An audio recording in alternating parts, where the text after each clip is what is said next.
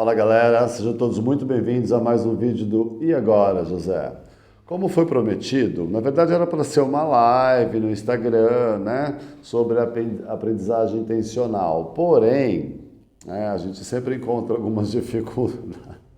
A gente sempre encontra algumas dificuldades com relação a áudio e técnica e tudo mais. Eu falei, eu vou gravar o vídeo, edito, jogo pro pessoal, todo mundo fica ciente do que acontece, vai para o nosso Instagram, fica no Facebook e principalmente cai lá no nosso, canal no YouTube. Sobre o quê? Aprendizagem intencional, né? É hora de falar de aprendizagem intencional, sim. Por quê? Eu sei que isso dá um pau desgraçado, porque a gente acaba tocando em algumas coisas que ninguém gosta de falar, né? Não quer colocar a cara a tapa para poder entrar numa linha de debate, mas quando eu falo debate, é um debate saudável, né? Para que a gente consiga chegar num acordo, pelo menos num acordo, ok? Então hoje o podcast Agora José, Zé Estorino aqui, desejando a todos um bom dia, boa tarde, boa noite. Eu não sei quando você vai ver esse vídeo, porém, deixa lá o seu like, né? Curte, compartilha com os seus amigos, principalmente profissionais da área vão entender muito bem o que eu quero dizer, né? E aí também fechando com a galerinha que está precisando de ajuda, mas ainda tem a capacidade, que é o que a gente está chamando de aprendizado intencional, tá bom? Então, vamos embora ao vídeo. Para começar, o que é aprendizagem intencional? Né? O que significa isso? Vamos dividir isso em 4 partes, tá? São 4 pontos importantíssimos. O primeiro é a capacidade de aprender a escolher, né? É a lucidez psicológica de você ter direitos, não só direitos, mas aprender a escolher de acordo com a necessidade, com o momento, com aquilo que está passando ao teu redor, eu costumo dizer, né? Com a percepção natural da vida que está ali no teu dia a dia. Então, a escolha que melhor lhe cabe para que a qualidade de vida chegue o quanto antes. Esse é o primeiro ponto, desenvolvimento da capacidade de aprender a escolher. O segundo ponto, né, é o poder, é o empreender esforços. É aquilo que você ainda não sacou, que você precisa se esforçar em uma determinada área. Existe uma área específica na vida de todo mundo, né? Isso é básico. Todo mundo tem uma área, às vezes é difícil encontrar essa área, né? Esse ponto, essa linha de virada que a gente chama. E você precisa empreender esforços, e sempre um pouco a mais daquele que você considera já estar se esforçando, né? O terceiro ponto são os novos conhecimentos. Estagnar, parar, eu acho que isso seja para o dependente ou para qualquer pessoa, né? Não existe, a vida é um constante movimento. Então, é importantíssimo que na aprendizagem intencional a gente fale sobre novos conhecimentos. Você precisa buscar uma área diferente, dar um pulinho no mundo que você ainda não conhece, entender de um determinado assunto, né? Principalmente para quem tem transtornos, né? Nós falaremos daqui a pouquinho as diferenciações e por que a aprendizagem intencional é tão importante ser dita, porque a gente vai falar de sistemas institucionais de tratamento também, né? Então é importante você prestar atenção que novos conhecimentos acaba que você consegue diferenciar o que é o A do B, e aí vocês vão entender por quê, tá bom? E por último, né, eu acho que um dos mais importantes, desenvolver novas habilidades. É muito importante o desenvolvimento de novas habilidades. Se você consegue escolher algo, né, a se fazer, se você consegue empreender esforços para aquilo que você escolheu, tem a capacidade de um novo conhecimento na tua vida, né? Agregar um novo conhecimento, você tem que desenvolver a habilidade para aplicar esse conhecimento na vida de outras pessoas. Isso cabe aos profissionais, no caso da área, né? Na área da saúde mental. Então, para começar é isso, né? Dizendo que a aprendizagem intencional, ela demanda 4 movimentos. Primeiro, vamos aprender a escolher as coisas. O segundo, vamos nos esforçar um pouquinho a mais, né, para que essa habilidade de escolha apareça o quanto antes e a qualidade de vida se aproxime. E qualidade de vida também é um pouco relativa, a gente não vai ficar muito em cima disso, porque cada qual, né, define qualidade de vida de uma certa forma, mas novos conhecimentos são necessários e o mais importante, a habilidade, tá? E a habilidade. Eu vou começar de baixo para cima, tá? De baixo para cima. Por quê? Porque se você desenvolve a habilidade, você vai perceber que no mundo da dependência química, hoje, né, nos dias atuais, e não agora, eu estou falando já de 10 anos para cá, ou não vamos colocar uma data em específico, mas de um certo tempo para cá, eu tenho percebido, os profissionais da área sabem disso, isso não é novidade para ninguém, né, que cada vez mais se mistura, né, transtornos paralelos à dependência química dentro do tratamento da dependência química. Por isso que até no folder que eu joguei, né, nas redes sociais, eu coloquei lá, será que estamos tratando realmente a dependência química? Será que nós estamos realmente conseguindo levar a informação dentro de uma técnica de aprendizagem intencional para os pacientes, seja no consultório, seja institucional? Quando eu falo institucional, é clínica, centros terapêuticos, e daqui a pouquinho a gente vai entrar em um BOzão com relação a isso. Por quê? Porque é o desenvolver habilidade. Desenvolver habilidade significa que você tem que bater os olhos e sacar, e isso já ficou claro para todo mundo, que você tem uma obrigação, dividir o joio do trigo. Por isso a pergunta, será que nós estamos tratando a dependência química ou estamos tratando transtornos paralelos? Olha, eu cheguei a fazer, né? Eu cheguei a fazer uma pesquisa, eu mesmo fiz, eu chamei 2 profissionais, eu juntei com mais 2 profissionais, nós pegamos aí uma quantidade X, né, de pessoas, uma quantidade X de pacientes, analisamos os casos, tá? E nós pegamos 42 amostras de desenvolvimento, né, de desempenho dentro dos modelos de tratamento, ou melhor, do modelo de tratamento que estava sendo oferecido na época. Isso não faz muito tempo, tá bom? De 42, nós conseguimos pegar 10 pacientes, né, 10 recuperandos, tinham a capacidade de entrar em aprendizagem intencional, ou seja, tinham uma capacidade cognitiva, né, uma lucidez para entender o que é escolha, né, o que é empreender novos esforços, como fazer isso, né, de onde vem isso, saber, saber que um novo conhecimento é importante e desenvolver habilidade. Então, e os outros, né? E os outros 32? Porque se foram 42, 10 apenas é um número muito baixo. Então, primeira coisa, desenvolver a habilidade de perceber quem é quem na história, no jogo do tratamento. Porque está se misturando patologias. Você pega aí, eu vou citar 2, tá? A demência alcoólica está muito em alta dentro dos centros terapêuticos, em clínicas e até em consultórios, ou até mesmo a esquizofrenia, né? Para quem sabe, quem conhece o Zé Estorino, sabe exatamente que eu adoro essas patologias, né? Esses transtornos um pouco mais avançados. Por quê? Porque exigem que eu crie mais habilidades para lidar com isso. Então eu tenho que estudar, tenho que buscar. Claro que a gente sabe que isso é um campo mais da psiquiatria do que da psicoterapia. Porém, dá para juntar os dois? Dá. Mas a pergunta é, estamos tratando quem é verdade, né? A dependência química ou uma outra patologia, um outro transtorno mental? Então, que fique bem claro, e a partir de agora eu sei que vai dar pau, sempre dá quando eu toco nesse assunto, é quando se mistura. Quando se mistura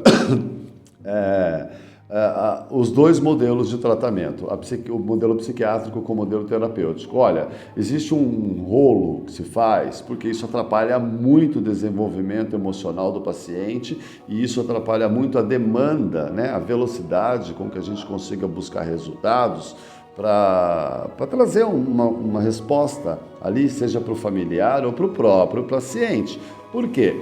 Porque se você pegar um ambiente terapêutico, hoje, a realidade é que a maioria dos pacientes possuem transtornos agravantes da dependência química, ou pré ou pós. Ou seja, você não tem como chegar na dependência química. Eu costumo dizer que a dependência química ela é intergaláctica, né? Ela está fora do nosso sistema solar por enquanto, porque até chegar lá, né, você tem que passar por N transtornos.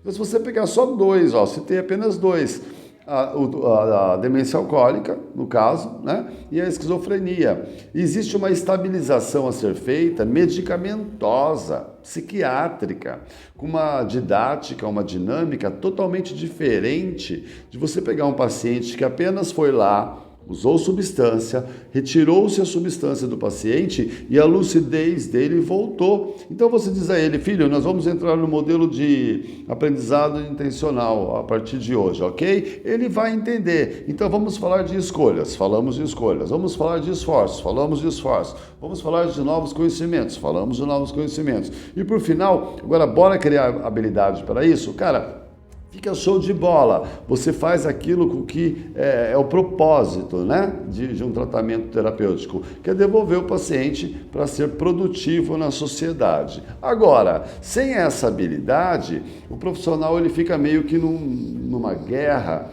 né, de interesses. Por quê? Porque se você pegar uma comunidade terapêutica, o nome já diz, está claro, é lúcido, comunidade terapêutica. É um processo terapêutico. Agora, não se há de aplicar uma aprendizagem intencional terapêutica para quem não tem capacidade de aprendizado. Existe até lei para isso.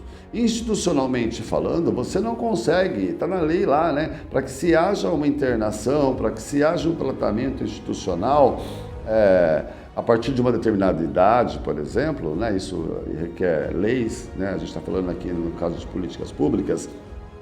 Se você não aplicar uma regra, e tem uma das, e essa é uma das mais importantes, está lá, se o paciente não possui capacidade de aprendizado, ele não está apto para centro terapêutico. Por quê? Porque o centro terapêutico exige um esforço mental, exige que se encontre uma lucidez. É claro, se a gente cair no campo do todos merecem uma oportunidade, aí você já está, né, na questão humanitária. Não é isso que nós estamos falando aqui. Nós estamos separando o joio do trigo. O que é terapêutico é terapêutico e o que é psiquiátrico é psiquiátrico. Então, fica muito complicado quando se mistura o que a gente chama de RDC, né? Tem um modelo a ser tratado dentro de um modelo de RDC. Eu não vou entrar nessa área, que aí a gente esticaria para muito longe. Mas seria um 29, por exemplo, né? É um modelo terapêutico, seria um pouco mais voltado a voluntariado, é o que demanda mais lucidez, é o que é um pouco mais rápido de ser tratado, e tem umas certas variações aí, um monte de itens para a gente citar, mas eu não vou muito longe não. E depois também tem aquelas RDCs, as mais novas, né, aquelas adaptativas de 50 para cima, vamos supor, que aí no caso são quase que hospitalares. E aí entra uma psiquiatria pura, ou seja, medicamentosa, farmacológica, com coisas, com medicamentos neurolépticos, né? Que mexe ali, que estabiliza, precisa estabilizar o paciente. Então, às vezes você está falando com o paciente, ele está alheio, ele está longe, ele está viajando. Por quê? Porque ele não tem a capacidade, né, de se conectar com a dependência química naquele momento. Então eu tenho a resposta, nós não estamos tratando a dependência química neste caso, nós estamos tentando estabilizar a mente do paciente primeiro, para que ele entre em contato com o que realmente é o problema da dependência química e a partir daí o terapêutico possa ser trabalhado. Se isso não acontece, olha, eu lamento. Uma vez um amigo, né, num determinado momento, eu fiquei até ofendido com isso, eu até briguei com ele, falei, poxa, na minha cara você vem dizer isso para mim, né? Olha, o seu trabalho é quase que enxugar gelo. Hoje eu entendo o que ele quis dizer. Na percepção do modelo de paciente, os transtornos eram tão variados que se via tudo, menos dependência química, ou seja, tira a substância, o cara raciocina, passa a pensar na própria vida, entra num conceito de existência perante uma sociedade e bora viver, devolve-se o paciente à sociedade. Mas, naquele momento, ele percebeu que os transtornos eram outros, né? Os modelos de demência, os modelos de... Bom, enfim, aí você pega o que você quiser e você sabe que existe um monte, né? Uma pessoa depressiva, uma pessoa super ansiosa, a demência alcoólica, a esquizofrenia. Então, hoje fica aí uma reflexão para que a gente tenha que se perguntar, né? O profissional se perguntar, será que a gente consegue oferecer este modelo de aprendizagem intencional, no tratamento, ou no consultório, ou numa instituição para quem trabalha com isso? Será que dá? Por quê? Porque no mínimo a pessoa precisa ter uma consciência, no mínimo precisa ter uma lucidez, estar interessado, focado naquilo que está sendo dito. Isso demanda esforço, percebe? Dentro da própria aprendizagem intencional, já diz, demanda esforço de raciocínio.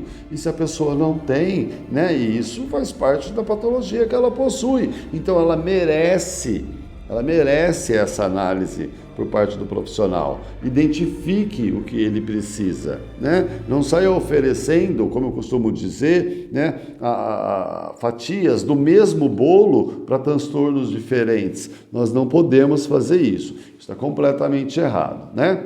Então, eu já disse aqui, os 4 pontos da aprendizagem intencional e essa capacidade de divisão que nós temos que adquirir, saber quem é quem, separar o joio do trigo. Agora, para quem trabalha com isso, sabe que cada vez mais fica difícil isso acontecer. Por quê? Agora, eu não tenho problema nenhum em dizer, né? Quando se fala em instituição, você tem aí o lado empresarial. Então, mistura-se tudo e o profissional que vai trabalhar tem que desenvolver uma habilidade. Por quê? Porque se ele não tem a divisão de alas, né, no caso hospitalar, ala psiquiátrica e ala para dependentes químicos. Eu já trabalhei em hospitais, né, em ambientes onde tinha-se as alas, a ala para dependência química e a ala psiquiátrica. Quando eu falo psiquiátrica, não que a dependência química não seja um transtorno psiquiátrico, é claro que é, né, de âmbito mental. Porém, tirou a substância, disso que eu estou falando, tá? A entrada do processo terapêutico, é essa área que interessa para nós aqui. É quando você consegue identificar quem consegue e quem não consegue. E não adianta fantasiar, porque como a dependência química, tem transtornos que são incuráveis também. Demência alcoólica muitas vezes é irreversível, percebe? A esquizofrenia aí é irreversível, tem que se aprender a lidar com aquilo. Agora, como é que você ensina métodos terapêuticos para quem não tem capacidade de entender o que você está falando, né? É muito chato você trabalhar em ambientes onde você não encontra essa divisão. O seu esforço é muito grande, a demanda de esforço do profissional fica muito grande. Então, que fique claro aí. Tá? É hora de você perceber a habilidade que você possui, o ambiente onde você está e se tem condições, fazer esse tipo de divisão, né? Este método para este método para aqueles. Zé, dá uma sugestão, olha, em casos em que a capacidade de aprendizado ela seja limitada, a terapia ocupacional é maravilhosa, ela trabalha mais com a parte lúdica, né? Seria uma questão mais lúdica, e aí você vai desenvolvendo essa capacidade no paciente, né? De forma lúdica, seja direta ou indiretamente falando, você vai desenvolvendo. Então existe um profissional chamado terapeuta ocupacional, ele tem total habilidade, ele é formado para aquilo, ele é especialista naquilo, ele sabe aonde ir, como ir, a hora de ir, para cada qual, para que haja um movimento psicológico e ele consiga desenvolver um raciocínio através, né, da atividade. Geralmente são atividades que são aplicadas. Para quem trabalha especificamente na voz, né, a terapia ela é a psicanálise, no caso, né, é a cura através da fala, a cura através do que se escuta. Sem uma capacidade de se expressar corretamente ou analisar aquilo que se ouve, fica um pouco complicado. Tudo bem até aí? Depois a gente precisa falar também, né, na questão de se você ainda tem, agora é o gostoso da história, tá bom? Se você ainda tem, você dependente químico, ainda tem, ou você familiar, ainda tem a capacidade lúcida e lógica de escolher, de se esforçar, de ter um novo conhecimento e de principalmente desenvolver uma habilidade, não espere mais. Não espere mais. Busque uma saída o quanto antes. Por quê? Costuma-se dizer, né? Isso não vai acontecer comigo. Tem os clichês, as frases, né, de senso comum, né? A pessoa acaba ultrapassando a linha da racionalidade e depois se torna irreversível. E ninguém acha que isso vai acontecer. Então aproveita neste momento que você ainda tem essa capacidade lúcida, cognitiva de entender o que se diz aqui, né? E estar neste mundo, seja ele em uso, né? Olha, teve paciente meu, eu vou citar, né? Teve paciente meu que assistindo os meus vídeos foi para o tratamento. Porque ele disse, olha, Zé, eu assisti um vídeo teu e falei, porra, o que eu estou fazendo com a minha vida, né, cara? Então, você percebe que este é o modelo em que dá para encaixar a aprendizagem intencional, porque há um auto-julgamento, há um senso crítico mais apurado. Agora, e quem não tem? E quem não tem? Então, se você tem, tá? É hora de fazer alguma coisa. E não espere para fazer essa virada, né? Essa guinada, ela tem que acontecer o quanto antes. Porque senão você fica ali, né? E aí eu concordo com o que foi dito com o meu amigo. Lá atrás eu fiquei bravo pra cacete. Mas hoje eu tenho que concordar. Você está alimentando, desgastando a tua capacidade lógica de raciocínio. E isso chega uma hora que é tão agravante que se torna irreversível. E vai levando cada vez mais, vai somando cada vez mais a transtornos paralelos.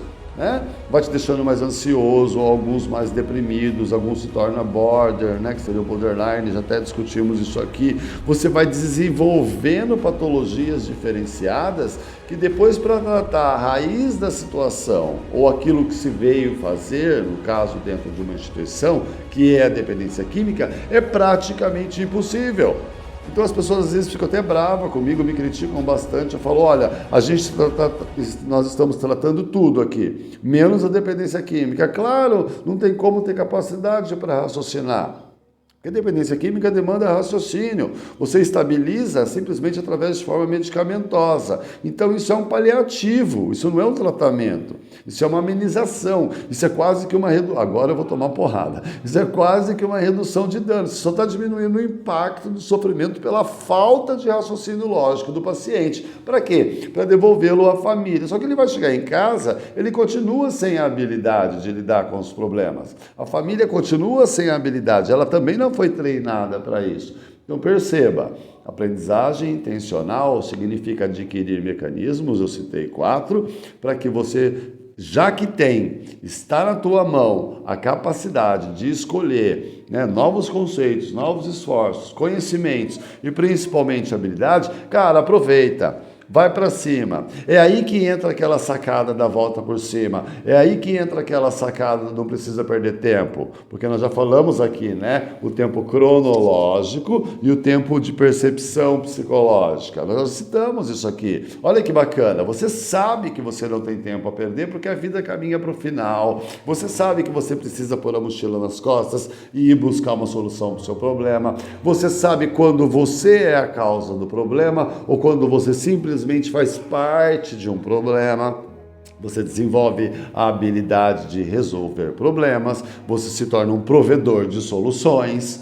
Estamos discutindo isso, ok? Essa divisão clara, lúcida do que é modelo psiquiátrico, e eu volto a dizer, não me tome como ignorante. Eu sei que a dependência é de âmbito psiquiátrico também, porém dependência química muitas vezes é muito mais viável você identificar logo no começo qual o caminho a ser tomado, a divisão. Isto é mais medicamentoso, psiquiátrico, terapêutico na questão de terapias ocupacionais. Por quê? Porque a demência, ela está aí, ela existe. Vamos parar de ficar fingindo, né, que as instituições estão cheias de pessoas com incapacidade de raciocínio. E olha, isso atrapalha muito. Isso atrapalha o próprio paciente. Por quê? Porque ele não está recebendo aquilo que ele deve receber. Ok? E pense o que quiser, e a grande verdade é essa. Isso atrapalha quem está ao redor, porque o profissional acaba limitando, né? Veja, ó, se é desenvolvimento de habilidade, o profissional não consegue dar o máximo para aqueles que têm, né? Aquela porcentagem que tem a capacidade de tomar a porrada e dizer, você não, você conhece, você sabe, você entende, você está sabendo o significado de cada palavra que eu estou dizendo aqui, então você tem a obrigação de raciocinar sobre isso. Percebe? Existe até uma demanda de cobrança, e isso atrapalha também o profissional, que acaba ficando limitado ao próprio conhecimento. Ele quer galgar um degrau a mais, ele quer evoluir, ele quer entrar naqueles 3 conceitos, né? de estabilização, né? Ele estabiliza, ele orienta e depois ele conscientiza. Como se faz essa orientação, estabilização e conscientização com quem não tem capacidade de aprendizagem intencional? Então, olha, para hoje, que fique bem claro, é hora de separar o joio do trigo. Pensa nisso. Para um tempinho aí do seu dia para dizer, olha, eu estou tratando a minha dependência química, veja, puxando para si, eu, Zé Storino, eu estou tratando a minha dependência química ou devo dar um passo atrás para tratar algum transtorno que eu ainda não tratei? Eu, como profissional, eu estou tratando a dependência química do outro ou eu estou sendo ignorante ao ponto de não perceber? Ignorância no campo alheio, né? Ou eu estou alheio à necessidade verdadeira desse paciente? Então, é uma reflexão que a gente está trazendo aqui para que, seja na vida pessoal, seja no ambulatorial, pessoal que eu digo é em casa, né? Seja no ambulatorial, seja no institucional, na clínica, seja na psiquiatria, seja onde for. Vamos colocar cada coisa no seu devido lugar, para que não se misture, atrapalhe e demore. Aí sim, o tratamento passa a se tornar um tratamento muito demorado, doloroso, desgastante para ambas as partes. Para o paciente, e acredito que esse é o foco, né? O meu foco é o paciente, né? Depois a família desse paciente, a sociedade que o cerca, a instituição, né? Que acaba também ali ficando muito aquém do que deveria lhe oferecer, né? E o profissional, que na verdade ele não sabe para que lado ele corre, né? Ele não sabe para que lado que se especializa, essa é a grande verdade. Então, eu quero que todos entendam que é um puxão de orelha, né? A gente pode dizer assim, primeiro para mim mesmo, né? Eu preciso ter essa consciência. Veja, eu aplico isso em mim. Será que você está praticando a aprendizagem intencional? Será que você está escolhendo, né, uma trilha profissional coerente com a sua capacidade de lembrar pessoas, de ensinar pessoas? Por quê? Porque eu tenho que avaliar. Tem coisas que eu não consigo fazer. Aí a minha obrigação é dizer, olha, eu posso ir com você até aqui. Daqui para frente eu te indico a um outro profissional, ele é especialista. Muitas informações se tem, porém especializações não. Eu sou uma pessoa que eu posso dizer, eu tenho muita informação, mas eu não tenho especialização. Informação você tem no Google, né?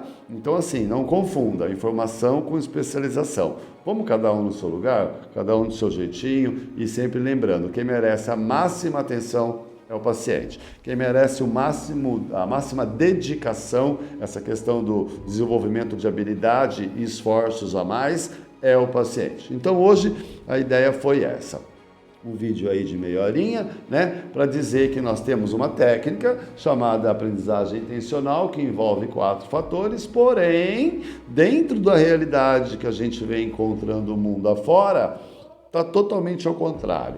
Está juntando tudo e acaba se atrapalhando, né? Então, se você pode fazer, se você tem essa liberdade profissional de fazer, junta com a tua equipe, né, multidisciplinar aí e tenta buscar uma solução para isso. Eu acho muito legal e estar aberto às discussões, a equipe é sempre muito interessante. É o que a gente chama de estudos de caso, né? Cada caso é um caso, cada humano é humano, né? E isso é muito bacana, é quando todos crescem, é quando a gente consegue trazer uma evolução. E aí eu não tenho dúvida. Que para encerrar eu tenho que dizer, você vai estar praticando as 3 coisinhas que eu gosto de sempre citar no processo evolutivo, né? Você está sendo eficaz, fazendo o que tem que fazer. Você está sendo eficiente, você está fazendo o que tem que fazer e buscando algo a mais. O eficiente, ele sempre tem algo a mais para dar para o paciente. E, se possível, um dia, quem sabe, né, na capacidade lúcida de todos entenderem o que você está falando, chegar à excelência. Qual é a excelência na dependência química? Pegar o paciente, jogar ele na sociedade, encontrar com ele daqui uma semana, um mês, um ano, 10 anos, ele falar, vamos tomar um café? Tá tudo bem de lá para cá. Isso é excelência, papel cumprido. Ok, senhores? Fiquem todos com Deus, um forte abraço. Até o próximo vídeo do E Agora José. E não se acanhem, né? Coloque aí o que você pensa sobre isso, sobre essa divisão. Será que estamos tratando mesmo dependência química ou deixando ela de lado, nos preocupando primeiro com as patologias secundárias, né? Com os transtornos diferenciados? Ou está tudo misturado? Tem até uma questão aí que pode ser levantada, né? Será que é pelo financeiro? Vale-se tudo pelo financeiro? Olha, seres humanos que participam de um processo de tratamento de transtorno mental. Então, temos que tomar muito cuidado na forma como pensamos sobre isso. Muito obrigado a todos. Tenham uma ótima manhã, tarde, noite. O vídeo vai estar no Instagram, no Facebook e no YouTube. Entra lá, curte, compartilha, segue a gente, né, lá no Instagram.